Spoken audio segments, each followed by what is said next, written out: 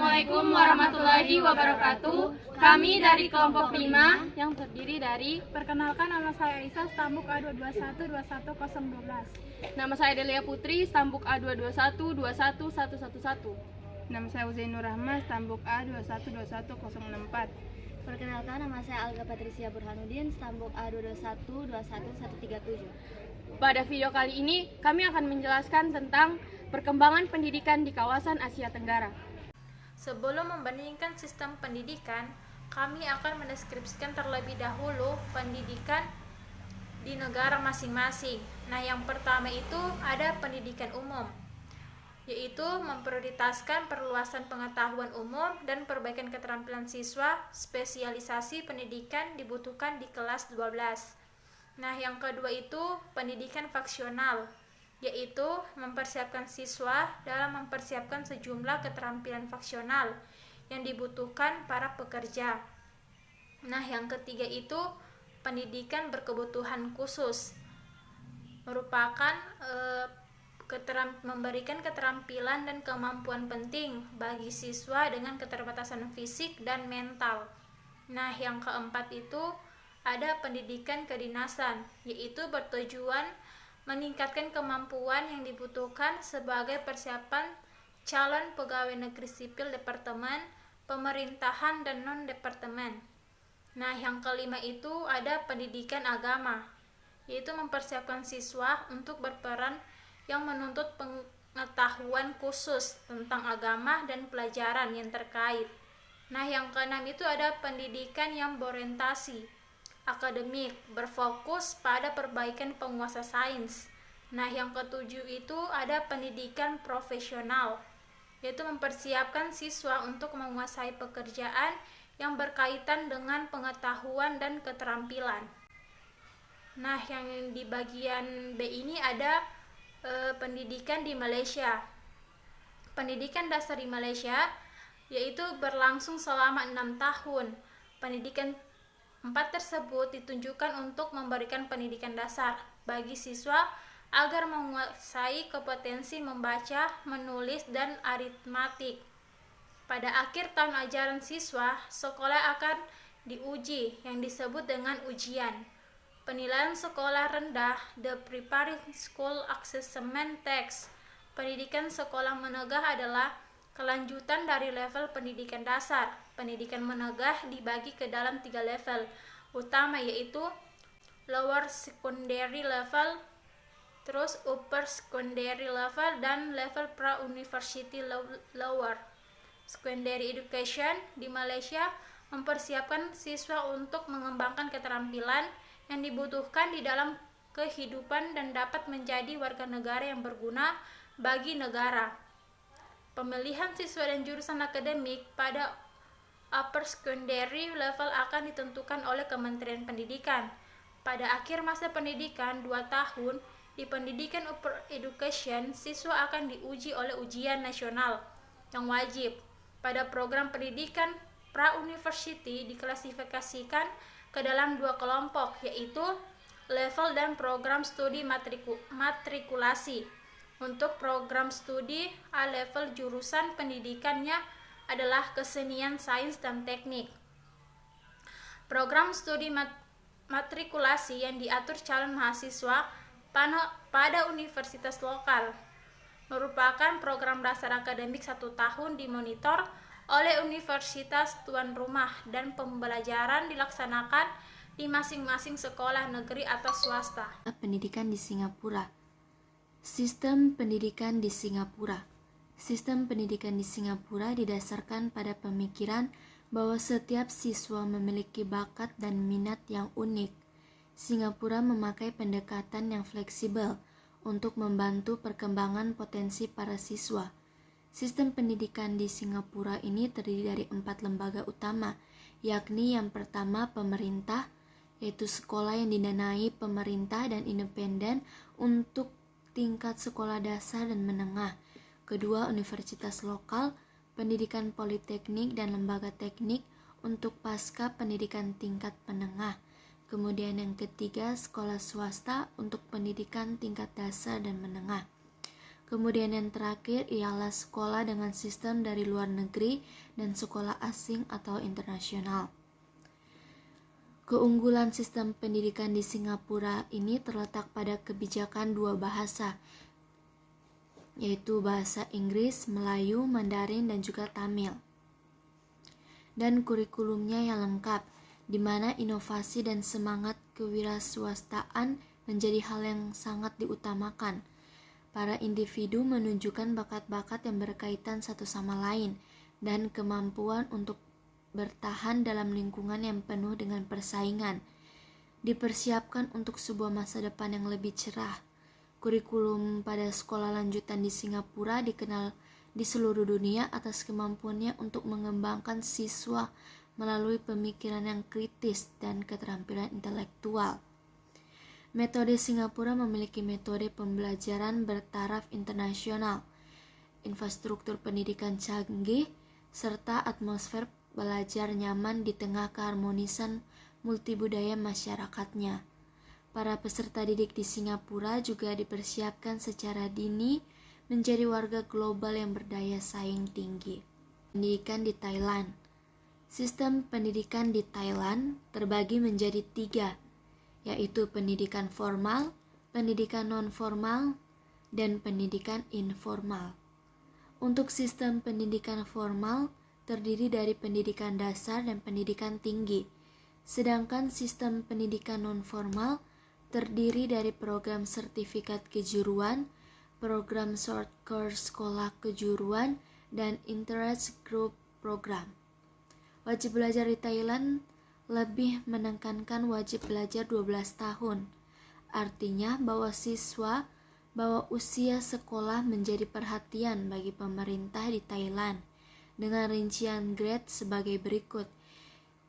Yang pertama itu ialah pendidikan playgroup dan TK, yaitu usia 3-6 tahun. Yang kedua pendidikan sekolah dasar selama 6 tahun, grade 1-6. Kemudian pendidikan sekolah menengah selama 3 tahun dengan grade 7-9. Kemudian pendidikan sekolah menengah atas selama 3 tahun, grade 10-12. Kemudian penelitian UN diwajibkan untuk grade 3, 6, 9, dan 12. Ada 8 mata pelajaran yang diunkan, yaitu yang pertama bahasa Thailand, kemudian matematika, kemudian sains, kemudian ilmu sosial, kemudian agama dan kebudayaan, kemudian bahasa asing, kemudian health and physical education, kemudian art, career and teknologi.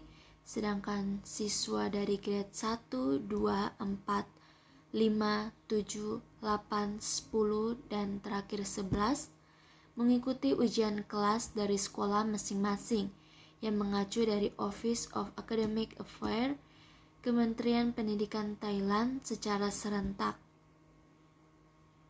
5 kunci sukses pendidikan di Thailand, yaitu selalu mendasarkan pada sains dan teknologi, sehingga semua produk yang dihasilkan berdasarkan pada penelitian dan juga riset. Kemudian sistem pendidikan di Filipina. Sistem pendidikan di Filipina terdiri dari yang pertama prapendidikan dasar. Prapendidikan dasar disediakan untuk anak berusia 3-5 tahun.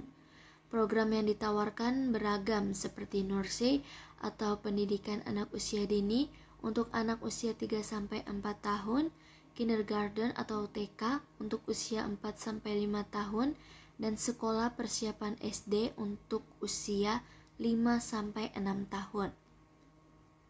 Kemudian yang kedua, pendidikan sekolah dasar. Sekolah dasar terdiri dari 6 tingkat.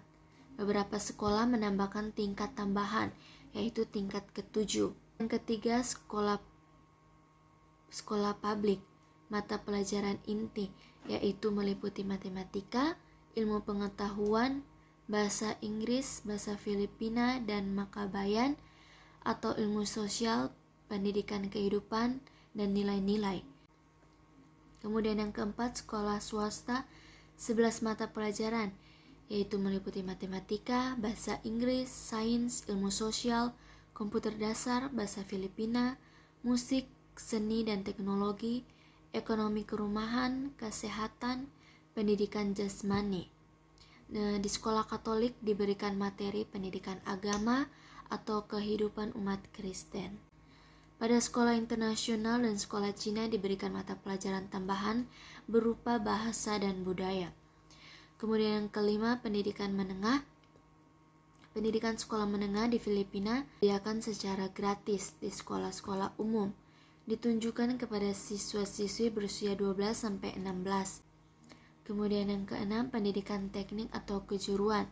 Pendidikan teknik dan kejuruan adalah suatu badan yang mengawasi pendidikan pasca sekolah menengah, pendidikan teknis dan kejuruan, termasuk orientasi keterampilan, pelatihan dan pengembangan pemuda luar sekolah dan masyarakat pengangguran dewasa. Pendidikan tinggi dikelola oleh Komisi Pendidikan Tinggi berdasarkan UU Republik Nomor 7722 atau UU Pendidikan Tinggi 1994 adalah lembaga independen setingkat departemen yang berasal dan bekerja sama dengan Departemen Pendidikan.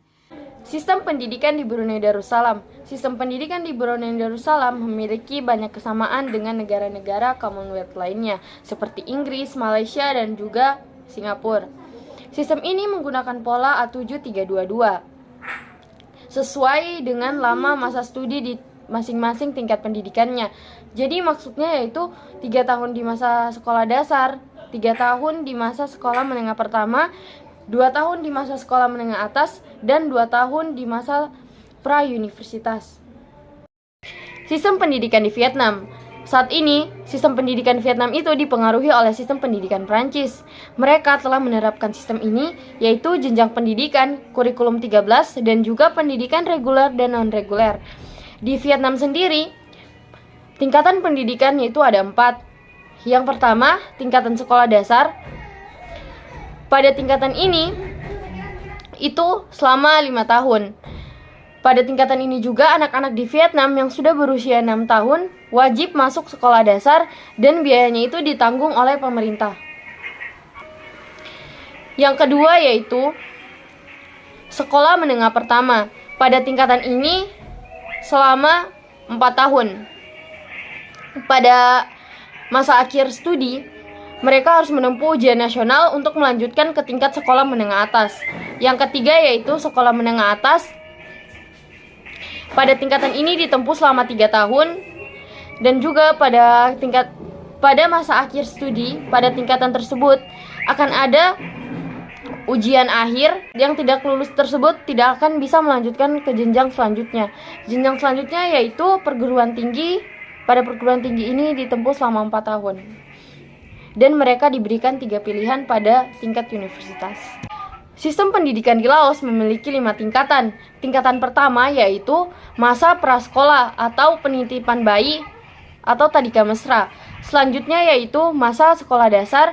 Pada tingkatan ini ditempuh selama 5 tahun dan juga dimulai oleh anak-anak yang berusia 6 tahun ke atas. Selanjutnya yaitu masa sekolah menengah pertama yang ditempuh selama 3 tahun. Selanjutnya yaitu masa sekolah menengah atas yang ditempuh selama 3 tahun juga. Selanjutnya yaitu pendidikan post-secondary atau yang di Indonesia bisa kita sebut dengan universitas. Pada tingkatan ini ditempuh selama 3-7 tahun tergantung program studi yang telah kita pilih. Pendidikan di Kamboja. Pendidikan di Kamboja itu memiliki sekolah dasar tetapi tidak memiliki jenjang kelas yang lengkap. Anak-anak di Kamboja juga menghadapi banyak kesulitan yang lebih besar dalam mengejar tingkat pendidikan. Contohnya yaitu pendidikan tinggi, karena sekolah menengah mereka di sana dibangun kurang dari 10% dari jumlah desa. Hanya 5,4% dari desa-desa Kamboja yang memiliki sekolah menengah pertama dan hanya 2% dari mereka memiliki sekolah menengah atas. Siswa-siswa yang ada di sana juga dapat melanjutkan pendidikan yang lebih tinggi jika mereka mampu membayar biaya, dan juga pendidikan lanjutan menjadi tidak dapat diakses oleh sebagian besar murid potensial. Pendidikan di Myanmar atau juga dikenal sebagai Burma dioperasikan oleh Kementerian Pendidikan pemerintah.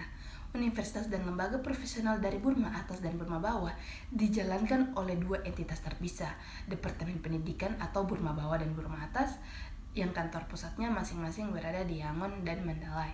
Sistem sekolah di Myanmar juga terdiri dari 5 tahun menempuh sekolah dasar, 4 tahun menempuh sekolah menengah, dan 2 tahun menempuh sekolah atas atau sekolah kejuruan. Baik, itulah penjelasan materi dari kelompok kami. Sekian dan terima kasih.